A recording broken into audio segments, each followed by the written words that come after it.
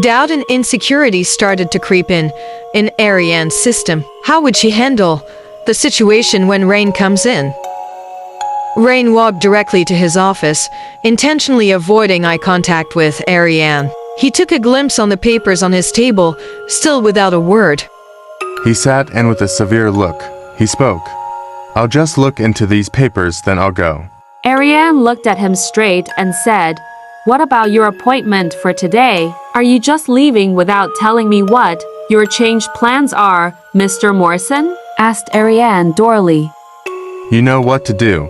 I have a very special engagement today, Miss Hicks," Rain answered back in a gruff tone. "Is this how you should treat me because of last night? Why don't you talk to me in a civil manner than avoiding me? You were not the only one who was upset here." Then Ariane walked away from him. "I have nothing to say to you. We have nothing else to talk about. I'm leaving. Adios." Rain's gaze is piercing, then left without looking back, incredibly rude. She felt emotionally battered, that Rain didn't even ask how she was doing. Tears welled up in her eyes. She felt so all alone. She couldn't believe that Rain had let her down without telling her their real status was.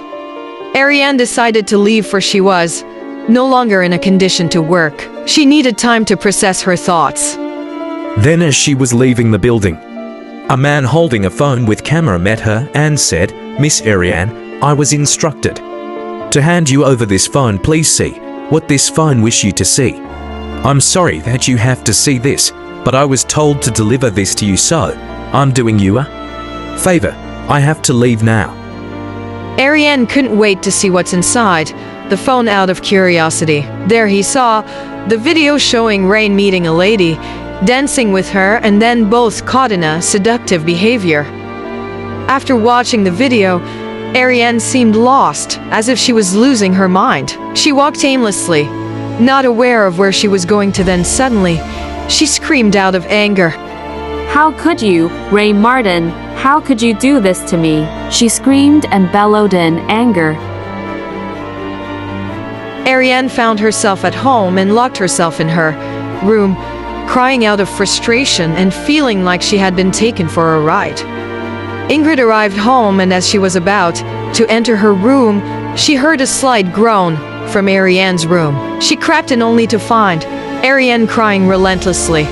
She quickly rushed to Ariane and hugged her, asking, "What happened, honey? What happened to you? Why are you home early and crying as if somebody died? Tell me." "Yes, Ingrid, it's me who is dying. I want to die. I want to die." Ariane kept on crying, and Ingrid tried to console her. "I want to be alone. Please leave me alone." Can Ariane carry on the heartbreak Rain inflicted on her? Will this be the end of Ariane's deep love for Rain? Part 53 follows. If you enjoyed this episode, please like, comment, share, and subscribe. This inspires me to continue the journey of the characters as they thrive on. Don't miss following the next story, and thank you for your continued support.